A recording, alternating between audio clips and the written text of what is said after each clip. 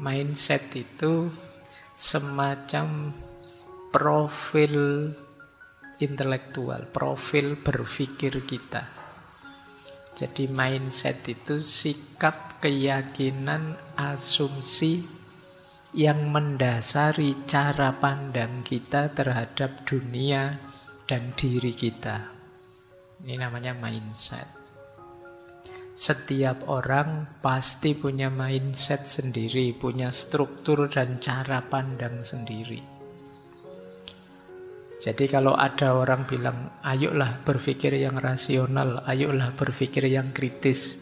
Sebenarnya sebelum itu ada asumsi-asumsi, ada pola-pola dasar. Yang ini nanti menjadi profil kita dalam memahami dan memutuskan sesuatu. Sama-sama mikirnya, kesimpulannya bisa beda. Kenapa? Mindsetnya berbeda. Jadi jangan dikira orang yang beda dengan kalian itu kalian merasa, saya sudah berpikir kok Pak, berarti mereka yang tidak mikir, tidak. Mereka mungkin saja sama-sama berpikir. Hanya saja mindsetnya berbeda. Apa ada manusia yang tidak berpikir? Kita kan sering ngeritik orang yang berbeda dengan kita itu sebagai, oh bodoh banget, ndak mikir. Yo kayak saya ini mikir. Lu mereka juga mikir. Cuma mungkin mindsetnya beda. Cara pandangnya beda.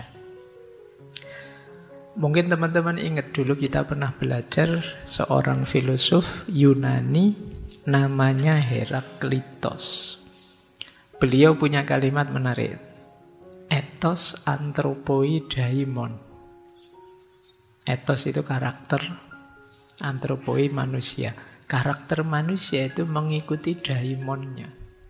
Daimon ini semacam mindsetnya.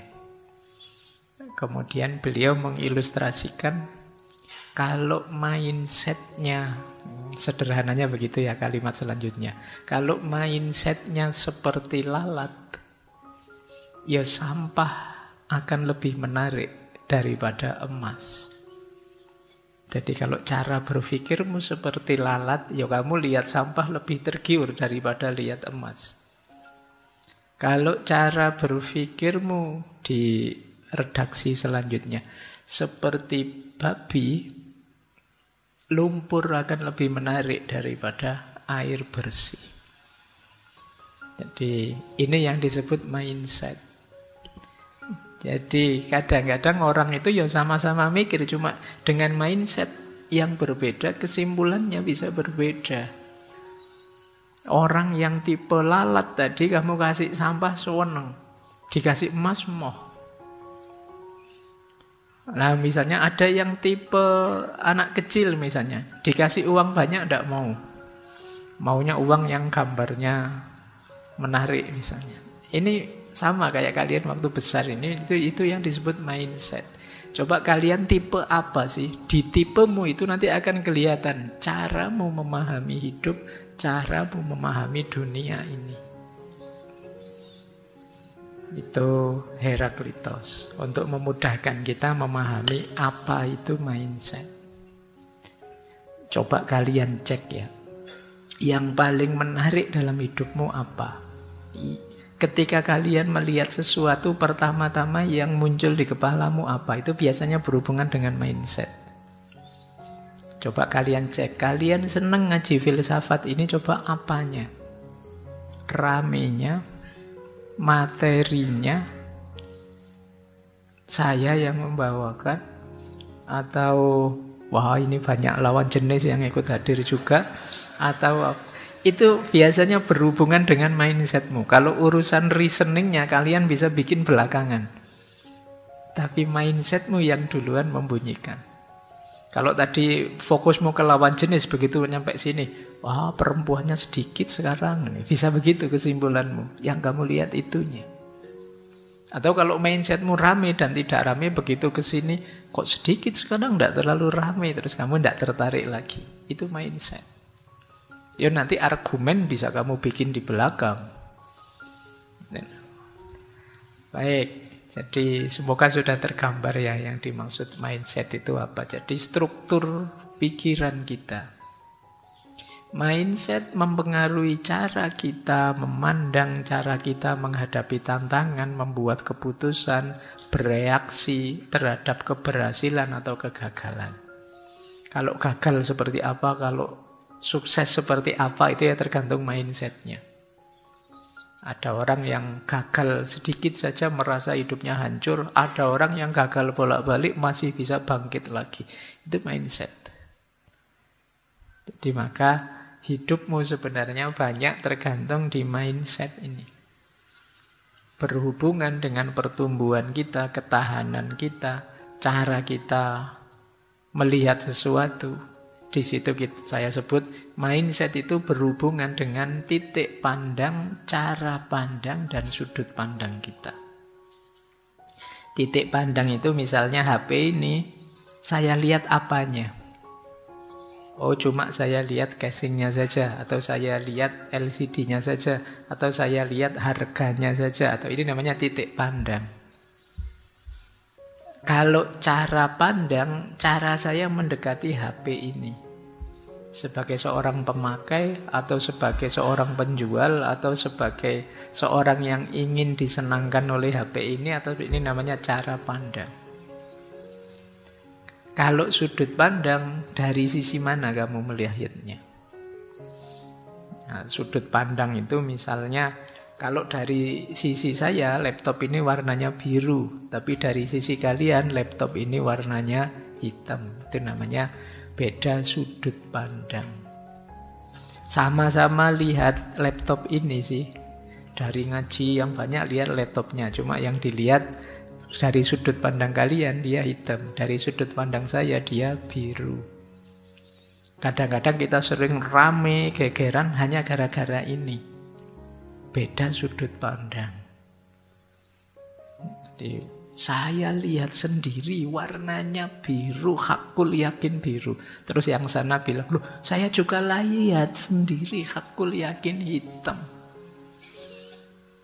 Sama-sama hakul yakin melihat sendiri, ngalami sendiri, tapi bisa berbeda. Kenapa? Sudut pandangnya beda. Kadang-kadang diskusi yang rame sampai hampir tawuran itu mungkin beda sudut pandang, beda titik pandang, dan beda cara pandang saja.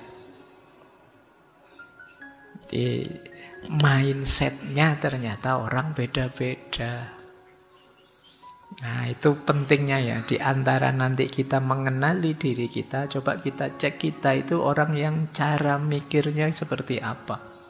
Cara menanggapi persoalan bagaimana, cara menyikapi kalau saya senang atau saya sedih bagaimana. Ini kita nanti bisa tahu, oh saya orang yang mindsetnya seperti ini.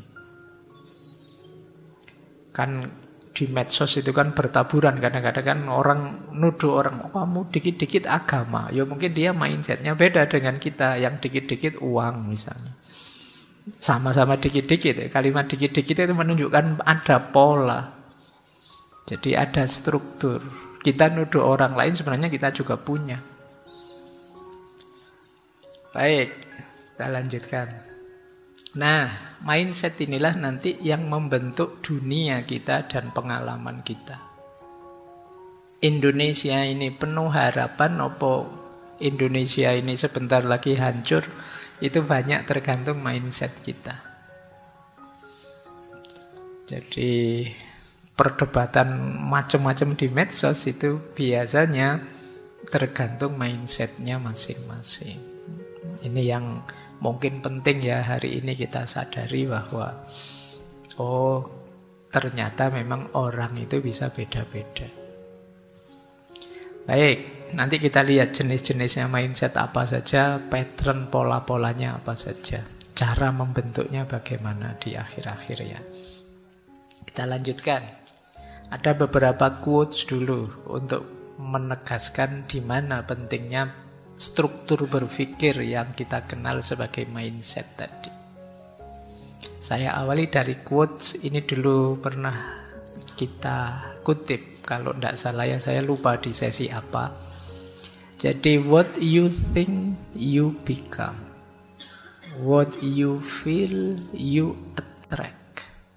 What you imagine, you create. dari Buddha.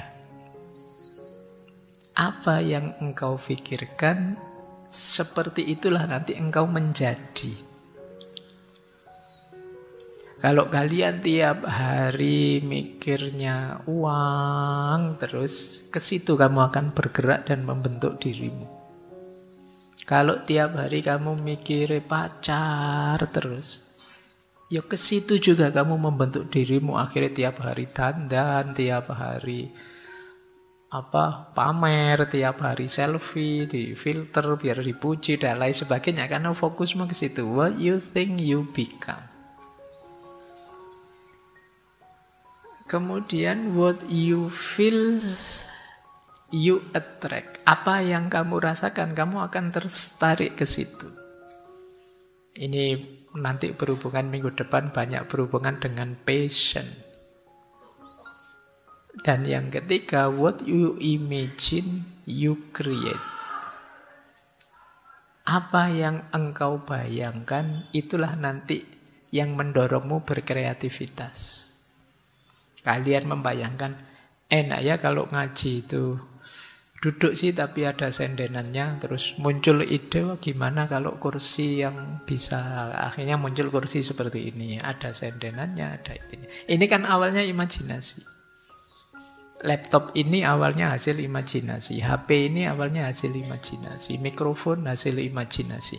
Jadi apa yang ada di imajinasi kita, disitulah kreativitas akan hidup. Jadi pikiran, perasaan, dan imajinasi akan jadi kuncinya hidup kita. Baik, ini untuk menegaskan dulu ya betapa pentingnya mindset, struktur nalar berpikir kita. Kalau ini Khalil Gibran, Khalil ya pakai K bukan B. Yo, kamu khawatir salah moco. Ini harusnya namanya Khalil, tapi di barat jadi Khalil. Kehidupanmu, kata Gibran, tidak ditentukan oleh apa yang diberikan kehidupan kepadamu, melainkan oleh sikap yang engkau bawa ke dalam kehidupan. Bukan karena apa yang terjadi padamu, melainkan cara berpikirmu saat memandang apa yang terjadi.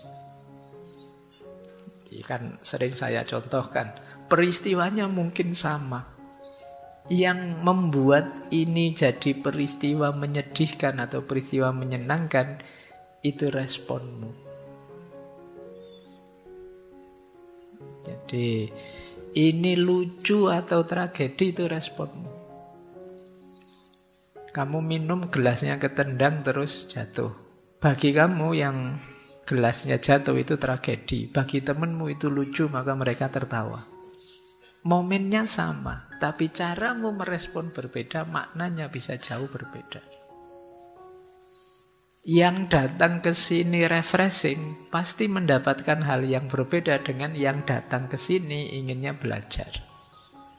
Atau yang datang ke sini karena setia kawan saja, tidak enak diajak teman. Itu kan dapatnya beda-beda.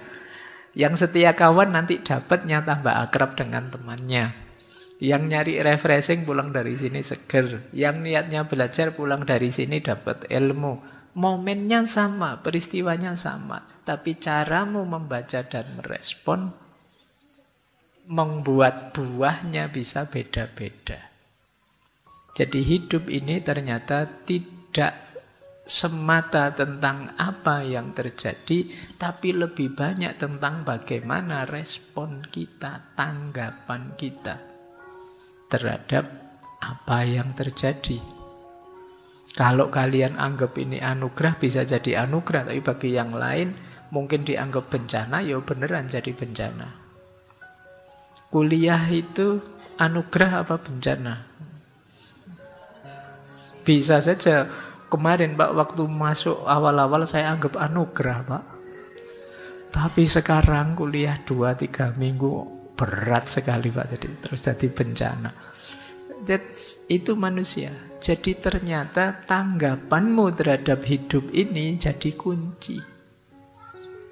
tidak melulu di peristiwanya.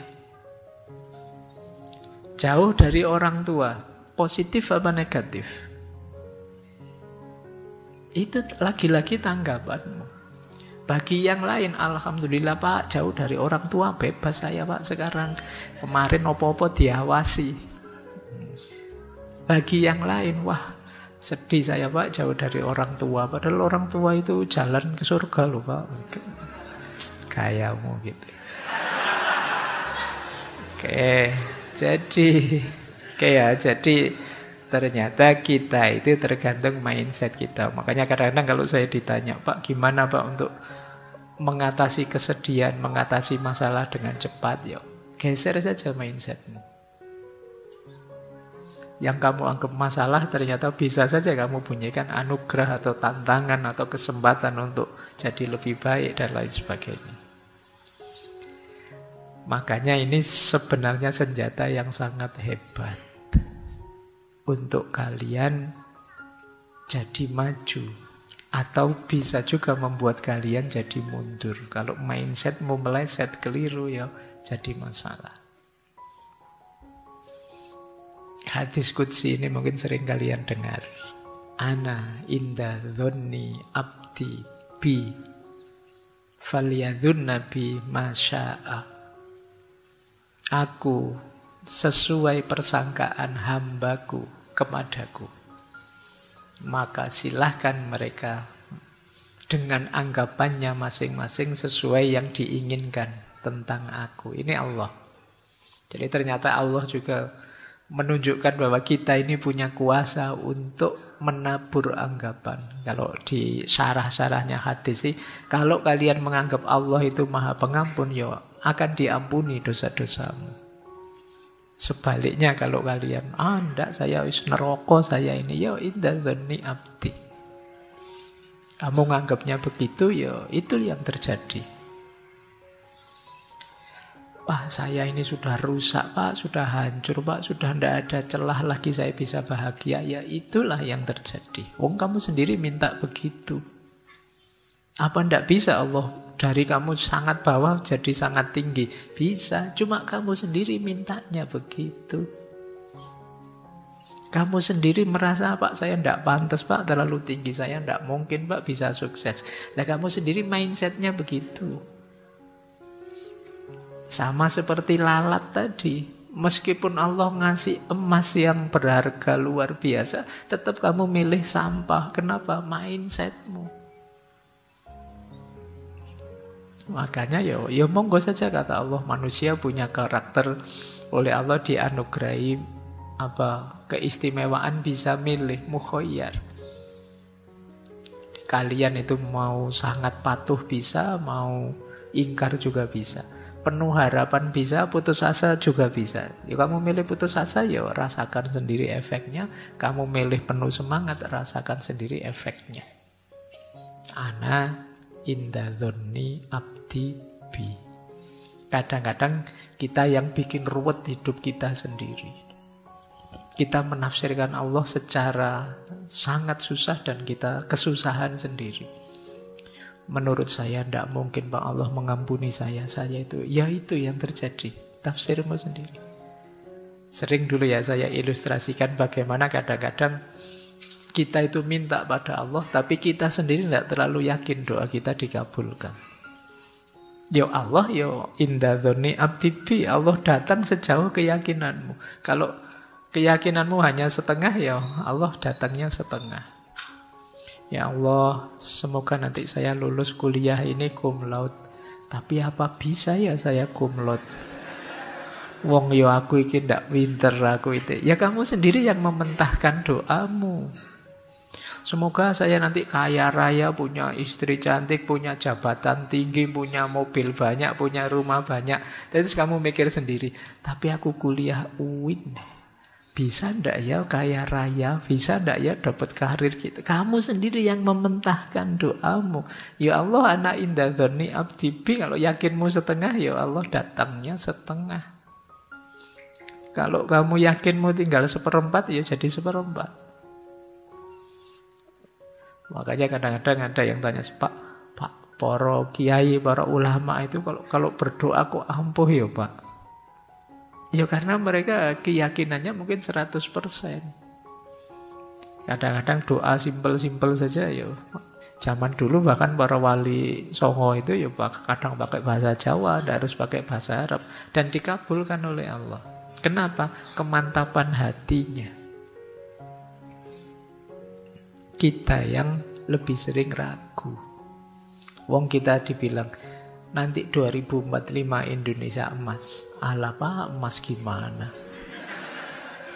Wong situasi kita kayak gini, dari mana jalannya jadi emas? Ya sudah, wong kamu sendiri mindsetnya begitu, ya tidak akan nyampe sana sudah.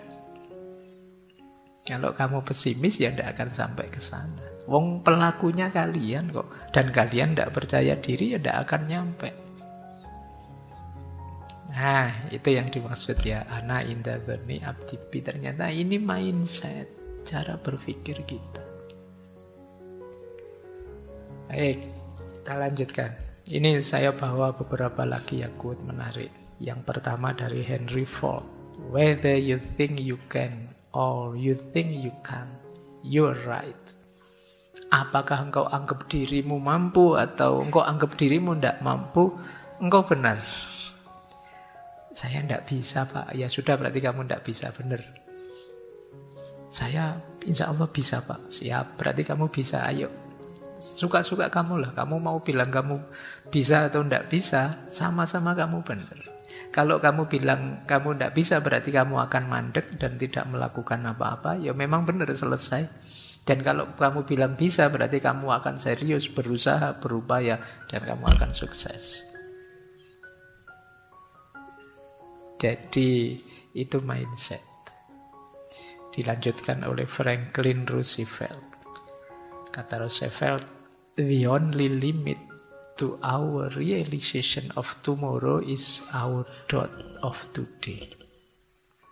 Satu-satunya batas dari realisasi ideal kita besok adalah keraguan kita hari ini. Kalau kita masih ada ragunya, ya besok juga tidak akan 100% hasilnya. Ini yang saya sebut tadi, kemantapan hati. Change your thought and you change your world. Ubahlah pikiranmu dan engkau akan mengubah duniamu. Jadi mulai sekarang ayo latihan ya, mengubah pikiran kita. Berpikir yang positif-positif, yang hebat-hebat, yang mantep-mantep. Kita pandang dunia secara optimis dan penuh harapan.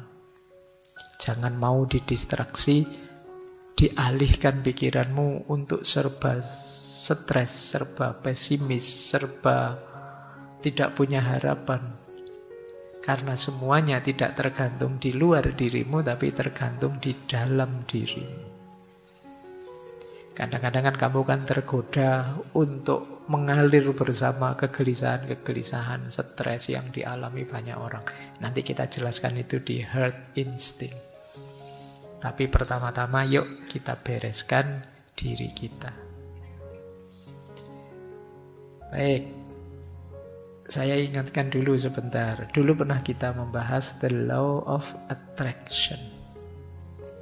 Ternyata tidak hanya kita yang secara positif menyesuaikan dengan sekeliling. Kalau di the law of attraction kan bahkan alam semesta pun akan mengikuti apa yang kita pikirkan. Itu kan rumus pokoknya the law of attraction itu. Apa yang engkau pikirkan, itulah yang engkau dapatkan. Pikiranmu menentukan bagaimana engkau hidup.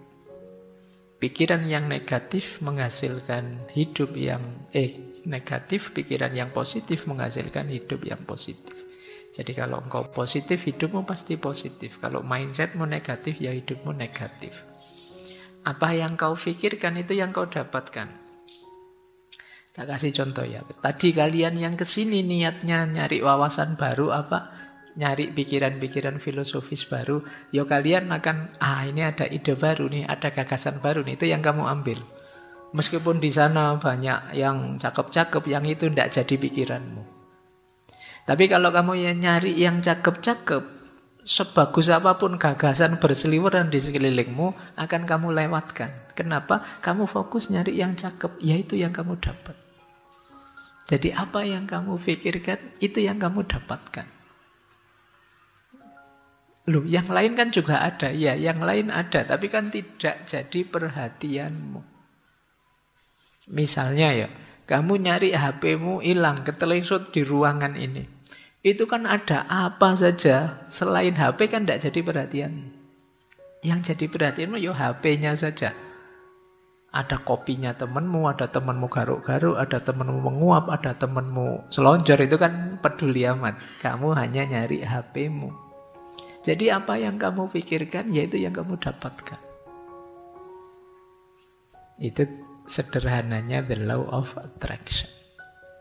Jadi kalau hidupmu kok rasanya berat, jangan-jangan kamu sendiri yang membuatnya berat.